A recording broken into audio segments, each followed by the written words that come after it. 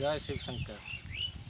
मुझे Bhubaneswar to 70 kilometre distance Jagatsinghpur गोटे मंदिर कुंडेश्वर शिव मंदिर से आम आज बुलापी आसलु कि पूजा भी कलु आमको से जगह बहुत खुशी लगे। आपण मैंने आसतु एंजॉय कर।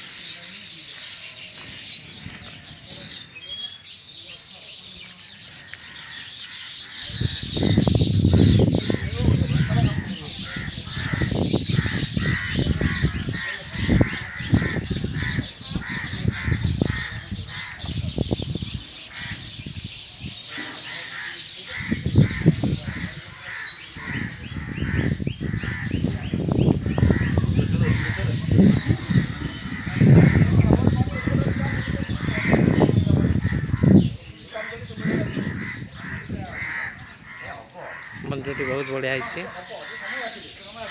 ये आसे हमको बहुत शांति भी लगे। आपने आसतु ये जगह महत्व विषय जानते। जय शिव शंकर।